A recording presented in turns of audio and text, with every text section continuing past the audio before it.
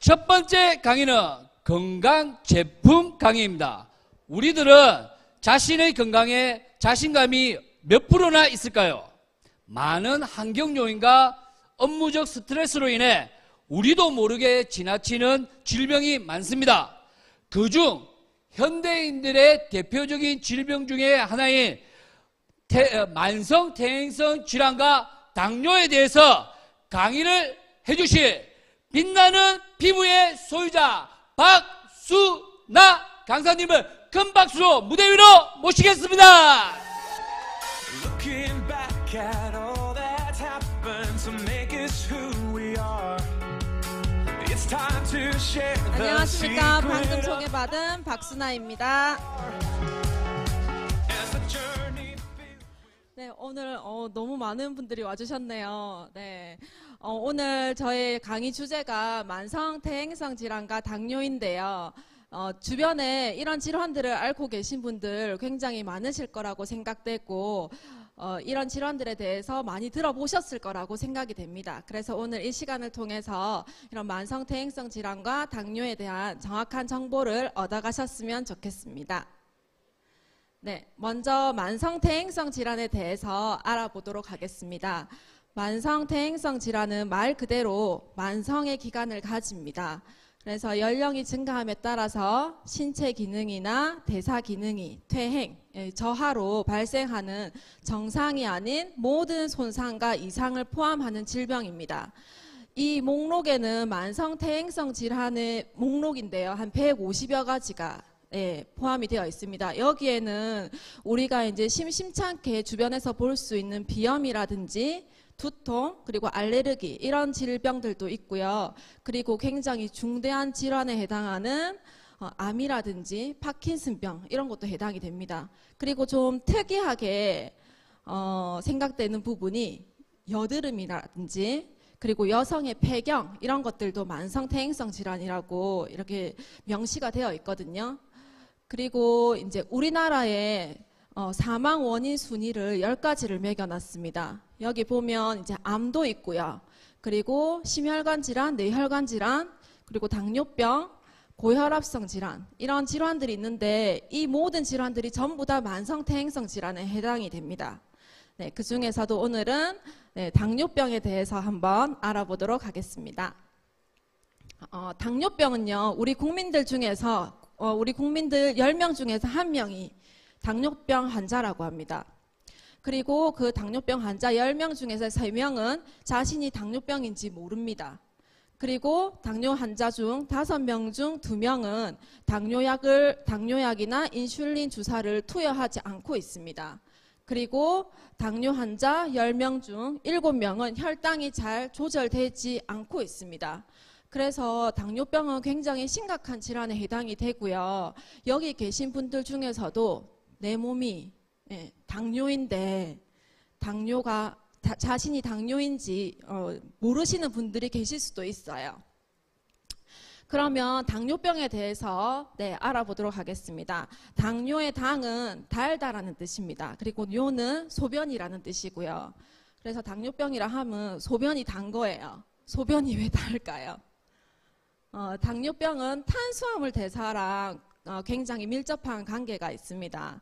저희가 음식을 섭취를 하면 주로 탄수화물, 단백질, 지방 이런 것들이 대표적인 우리 에너지로 쓰이거든요. 그 중에서 가장 중요한 게 탄수화물인데 이 탄수화물은 우리 몸에서 그냥 쓰이지는 않아요. 잘게 쪼개져서 포도당으로 만들어져서 인슐린의 도움을 받아서 세포로 들어갑니다. 세포라고 하는 거는 그냥 장기라고 생각하시면 될 것 같아요. 쉽게 간이라든지 근육이라든지 이런 기관이라고 생각하시면 되고, 포도당 대사를 보면 정상적인 포도당 대사는 우리가 음식을 섭취를 하면 포도당 이렇게 혈당 수치가 이렇게 올라갑니다.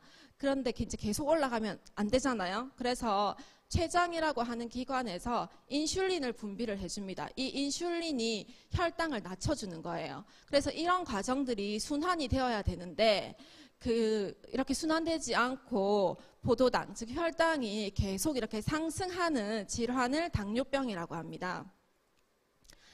그래서 당뇨병에서 인슐린은 굉장히 중요한 역할을 하는데요. 그냥 짝 당뇨병 이꼬르 인슐린이라고 생각하셔도 좋을 것 같습니다.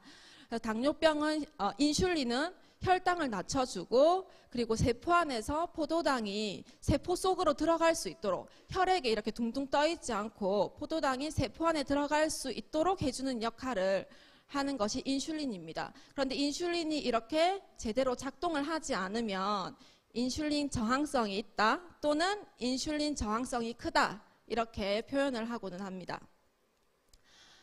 당뇨병 진단은 이렇게 간단하게 우리가 수치로 확인을 할 수가 있는데요. 8시간 정도 공복인 상태에서 혈당을 측정합니다. 그래서 이제 99까지는 정상이고요. 그리고 126이 넘어가면은 당뇨병에 해당이 됩니다. 그리고 그 사이는 당뇨병 전 단계예요. 관리가 굉장히 필요한 단계고요. 그리고 당화혈색소라고 해서 최근 한 2개월에서 3개월 정도의 몸 상태를 반영하는 수치거든요. 그래서 이 당화혈색소 같은 경우에는 혈액 검사를 통해서 이제 측정을 하는데 5.6까지가 정상이고 6.5가 넘어가면 당뇨병입니다. 그리고 그 사이는 당뇨병 전 단계에 해당이 됩니다. 우리가 보통 당뇨병이라고 하는 거는 제2형 당뇨에 해당이 되고요. 전체 당뇨의 90% 이상을 차지합니다. 그런데 이제 제1형 당뇨도 있거든요. 먼저 제1형 당뇨에 대해서 말씀을 드리면 당뇨병이라고 하는 거는 혈당이 계속 올라가는 질환인 거잖아요. 그리고 인슐린이 제대로 작동을 못하는 질병인데 인슐린이 안 나오는 사람이 있어요. 우리 몸에서 인슐린이 생성이 되어야 되는데 생성되지 않는 사람이 있습니다. 보통 10대 어린 친구들한테서 많이 나타나는 질병이어서 이거는 소아당뇨라고도 해요. 그래서 이런 당뇨병에 걸리면 매일 인슐린 주사를 투여를 해줘야 됩니다. 그렇지만 이 제1형 당뇨는 전체 당뇨 환자 중에서 10% 여기에는 이제 10%라고 되어 있는데 어떤 분들은 1%라고 얘기하시는 분들도 있거든요. 네, 그렇고 저희가 보통 당뇨병이라고 하면 이 제2형 당뇨병에 해당이 되세요. 나이가 보통 이제 40이 넘어가고 인슐린 분비가 제대로 되지 않고 분비가 되더라도 작용이 제대로 되지 않으면 네, 이 당뇨병에 노출이 되는 겁니다. 그래서 제2형 당뇨병 같은 경우에는 식이요법이라든지 운동이라든지 그리고 이제 약물의 도움을 받아서 치료를 받으실 수가 있습니다. 당뇨병의 증상에는 크게 3가지가 있습니다. 다음, 다뇨, 다식이라고 하는데 포도당이 혈중에서 이렇게 세포에 쓰이지 않고 혈중에 둥둥 떠 있게 되면은 삼투압 현상 때문에 이렇게 수분을 계속 배출을 시킵니다. 그래서 화장실을 자주 가거든요. 그리고 화장실을 자주 가다 보니까 탈수 증상이 일어나잖아요. 그래서 물을 많이 마시게 됩니다. 그리고 음식을 많이 먹게 하고 체중 감소라든지 피로감, 식곤증 이런 것들을 불러옵니다. 그런데 중요한 거는 초기 당뇨병 같은 경우에는 증상이 없어요. 증상이 나타나더라도 제대로 인지하지 못합니다. 그래서 이 증상이 없는 것이 대부분이기 때문에 당뇨병은 초기 당뇨병을 앓고 계시는 분들은 또 더 많이 위험해질 수 있는 상황에 노출되기가 쉽습니다. 그러면 당뇨병의 원인이 될 수도 있겠고요. 위험 인자를 살펴보면 제일 처음 나오는 게 과체중입니다. 네, 저도 여기에 해당되지 않을까 생각되는데요. 이 과체중은 어떻게 측정을 하냐면 자기 몸무게 나누기 키를 하면 돼요. 몸무게가 예를 들어서 60kg다. 그러면 60kg고 키가 163이면 60 나누기 1.63을 해서 23이 넘으면 전부 다 과체중이세요. 네, 그래서 과체중이시면 안 되고요. 그리고 가족력이 있으면 또 당뇨병에 노출될 위험이 큽니다. 저희 가족 같은 경우에도 저희 친가 쪽은 다 누구 하나 빠짐없이 전부 다 당뇨병이거든요. 네, 당뇨병으로 돌아가신 분도 계시고, 뭐 당뇨병 합병증으로 지금 앓고 계시는 저희 할머니도 계시고요.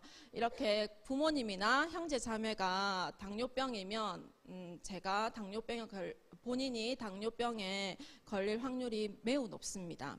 그리고 이제 공복 혈당 장애나 내당능 장애는 당뇨병 전 단계에 있으면 네, 그리고 당뇨병에 갈 수 있고요. 그리고 임당이라고 많이 들어보셨을 텐데 임신성 당뇨나 그리고 4kg 이상 되는 거대한 아이를 출산한 이력이 있으면 또 당뇨병에 노출될 수가 있습니다.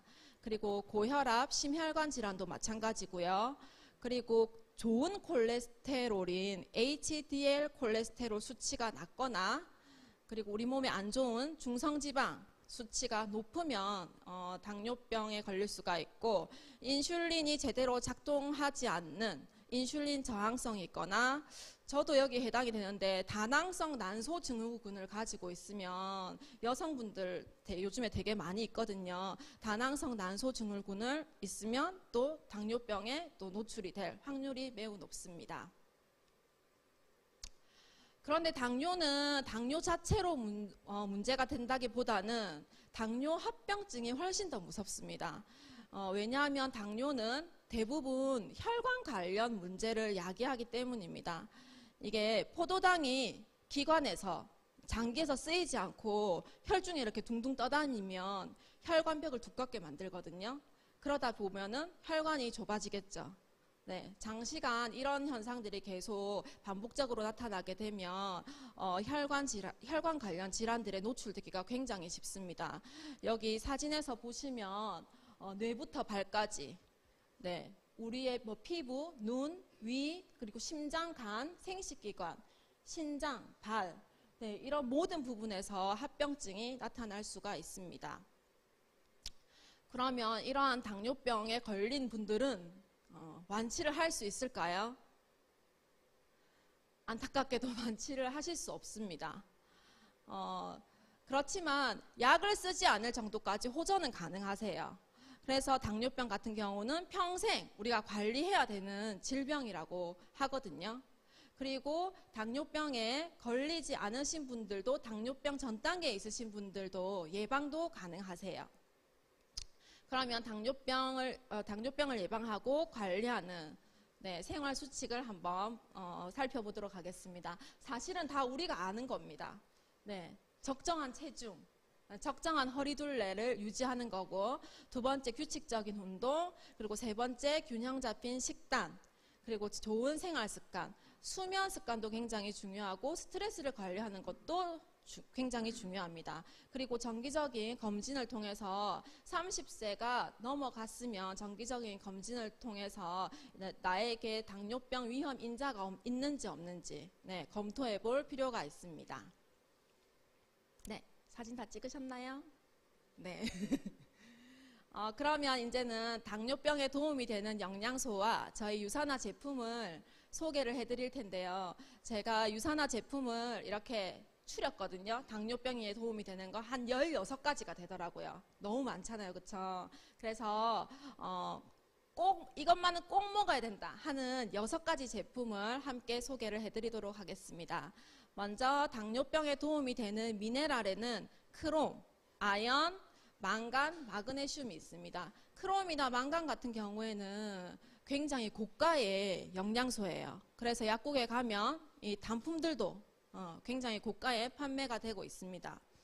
그리고 당뇨병에 도움이 되는 비타민에는 비타민 B6, 그리고 엽산이라고 하는 B9, 그리고 B12, 그리고 비오틴이라고 하는 비타민 B7, 그리고 비타민 E, 비타민 D 이런 모든 영양소들이 혈당을 낮춰주거나 인슐린 저항성을 개선시켜주거나 당뇨병 위험 감소에 굉장히 도움이 되는 영양소입니다. 너무 많죠, 그쵸? 이 영양소들을 한 방에 해결해 줄 수 있는 제품이 네, 유산화 헬스팩입니다. 헬스팩에는 14가지 비타민과 9가지 미네랄이 함유가 되어 있고요. 이 굉장히 간편하게 이렇게 한 포에 모든 영양소들이 들어있기 때문에 간편하게 섭취하실 수 있습니다. 그리고 보건복지부 식약처 국민건강보험에서 이렇게 다 인정받은 그런 제품이 되겠습니다. 여기 별표에 해놓은 영양소들이 아까 말씀드렸던 영양소입니다. 그래서 간편하게 해결하실 수 있고요. 다음으로는 당뇨병은 혈관 질환을 야기하기 때문에 혈관 염증을 줄여주고 혈행에 도움이 되는 제품을 꼭 섭취해 주셔야 되는데요. 제가 3가지를 말씀드리겠습니다. 먼저 오메가3 제품인 바이오메가입니다. 오메가3 지방산을 함유하고 있고 혈중 지질 개선과 혈행 개선에 도움을 줍니다. 그리고 오메가3 제품 같은 경우에는 생선에서 추출을 하기 때문에 그 중금속에 대해서 굉장히 안전한 제품을 선택하셔야 되는데 굉장히 안전함을 인정받은 그런 제품이 되겠습니다. 그리고 유산화 제품 중에서 이렇게 앞에 자주색으로 되어 있는 제품이 있어요. 이 자주색으로 되어 있는 거는 항산화에 굉장히 특화되어 있는 제품인데 피를 깨끗하게 해주고 염증 조절에 굉장히 도움이 됩니다. 그래서 프로후라바놀 C600 같은 경우에는 당뇨뿐만 아니라 모든 염증성 질환이나 질환이 없더라도 염증에 도움이 되는 염증 조절에 도움이 되는 제품으로 굉장히 인기가 있는 제품입니다. 그리고 코키논 30 이것은 코엔자임 Q10 제제인데요. 이것 또한 피를 깨끗하게 해주고 혈압이 있으신 분들은 혈압 조절에 굉장히 도움이 되는 제품입니다. 그리고 당뇨약을 섭취하시는 분들은 약을 섭취하면 자연적으로 영양소가 고갈이 돼요. 그 중에 대표적인 게 코엔자임 Q10입니다. 그래서 이 코엔자임 Q10은 영양제로 섭취를 해주셔야 됩니다. 그리고 다음으로 중요한 것은 단백질 섭취입니다. 우리가 식사 조절을 해야 되고요. 당뇨에 걸리지 않기 위해서는 식사 조절을 해야 되고 그리고 과식을 방지해야 되고요. 이 허벅지가 굉장히 짱짱해야 되거든요. 그런 데 도움을 줄 수 있는 제품이 프로틴 플러스입니다. 동물성 단백질인 유청 단백질을 함유하고 있는 웨이 프로틴하고 그리고 식물성 단백질인 소이 프로틴 이렇게 2가지로 구성이 되어 있습니다. 그리고 최근에 새로 나온 이게 성분이 굉장히 귀한 성분이거든요. 굉장히 고가의 원료고 이집트 콩단백과 부평초 분말이 함유가 되어 있는 프로틴 제품이 있습니다. 그리고 이것은 이제 식이섬유 제품인데요. 화이버지 플러스입니다. 식이섬유는 탄수화물이 우리 몸에 쌓이지 않도록 도와줍니다. 그리고 콜레스테롤 개선에 도움을 줄 수 있습니다. 그리고 식전에 이게 화이버지를 섭취하시게 되면 우리가 식사를 하게 되면 이렇게 혈당이 급상승을 하게 되는데 그런 현상을 막아주는 효과가 있습니다. 네, 마지막으로 제가 꼭 드리고 싶은 말이 있는데 저희가 영양제를 섭취한다는 거는 영양소를 섭취하는 거잖아요. 양질의 영양소를 섭취하기 위해서 영양제를 먹는데 유산화 영양제 같은 경우에는 이 영양 섭취 기준을 넘어서서 만성 퇴행성 질환의 위험을 줄여주기 위한 섭취 기준을 가지고 있습니다. 네, 제가 준비한 강의는 여기까지고요. 네. 세상에서 가장 건강한 가족 되십시오. 감사합니다.